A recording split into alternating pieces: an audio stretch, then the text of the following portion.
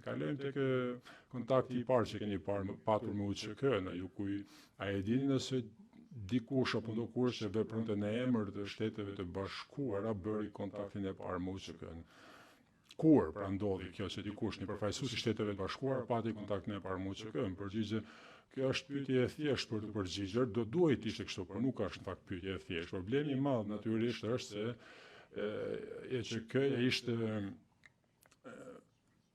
me UÇK-n ishte pa aftësia dhe pa mundësia për të gjetur një lider, një udhëheqje aty, për të gjetur njerëz që mund të flisnin me autoritet. Pra Robert Gelbart, I cili kishte mbajtur pozitën që kisha mbajtur unë deri në momentin që ai ishte kërkuar të përqendrohej tërësisht në Bosnjë, që pra bëhet fjalë për majtën 98-s, ai kishte patur disa takime me shqiptarët e Kosovës në Zvicër dhe kishte dëgjuar se ata ishin përgjegjës të UÇK-s. Nuk mendoj se kjo është e vërtetë dhe edhe nuk ka patur asnjë provë që mund të sugjerojë që ata ishin në fakt të tillë, pra si udhëheqës të UÇK-s. Dhe nuk më kujtohet kush ishin ata, kërkoj ndjes, por e di që janë bërë përpjekje nga ai ka bërë përpjekje dhe të tjerë kanë bërë përpjekje për të gjetur se kush ishte për të zbuluar kuptuar se kush po hiqte UÇK-n. Kjo ishte e qartë nga ato biseda se njerëzit me të cilët kishte biseduar ishin njerëz që zakonisht kishin simpati të madhe ndaj qëllimeve të UÇK-s. Pra që për ku ishte një lizje më shpejt dhe për shpejtuar drejt pavarësisë, por nuk ishte qartë fare se ata kishin ndonjë gjë për thënë lidhur me to më shumë se sa dikush tjetër.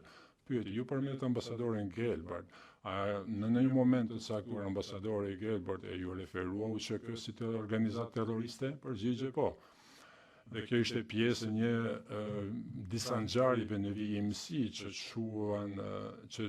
sollën çështjen e Kosovës në një nivel krize. Pra ambasadori Gelbart, si shumë zyrtar të shërbimeve të jashtme të tjerë, mbështeti shumë në përvojat të kaluarës. Përvojat e tij të kaluarës kishin qenë në Amerikën Latine, ku ai ishte kishte trajtuar problemet e tregtisë së narkotikëve dhe çështjet e tjera që përfshinin krimin organizuar. Në një moment të caktuar bëri një deklaratë të tillë dhe tha se ishte marrur kishte trajtuar pra çështjet e tilla me organizata të ndryshme kriminale dhe përdori termin terrorist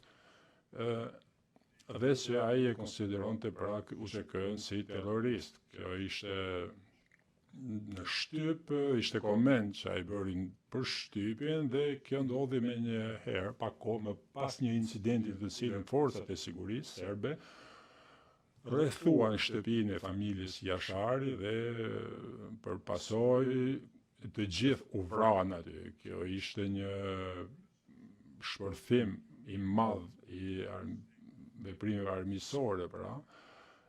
Pati shumë kritikan se lidhur me deklaratën e zotit Gelbart, pra se UÇK-ja ishin terroristë dhe se kjo kishte një farë mënyrë për shpejtuar këtë ngjarje të veçantë, zhvillimin e kësaj ngjarje, pra nga të shkaktuar nga forcat e sigurisë serbe. Dhe në një farë mënyrë ndjej se zoti Gelbart, pra Gelbart kishte sikur se kishte dhënë dritë njëshile që kjo të ndodhte. Besoj që duhet të shoh që nuk ka prova për një gjë të tillë, por kjo është sigurisht ajo që është diskutuar, pra se nëse I dërguari amerikan e quan UÇK-n terrorist, kjo në një farë mënyrë jep sinjal serbëve që të bëjnë lëvizje kundër tyre. Gelbart pastaj mori qëndrimin shumë të ashpër ndaj serbëve, pasi bën këtë gjë dhe u përfshi në këtë sulm kundër këtyre njerëzve dhe kjo përfshiu edhe bisedë shumë të ashpër që zoti Gelbart pati me Miloševićin, me pasojën që Miloševići tha se ai nuk donte dhe kjo pati për pasojë pra që Milošević deklaroi që nuk donte të takohej më me zotin Gelbart. Pra gjithë çështja në maj filloi me fjalimin apo komentet e zotit Gelbart lidhur me njohurinë që kishte ai të mëparshme nga përvojat e tij të mëparshme për kriminalët dhe terroristët në Amerikën Latine.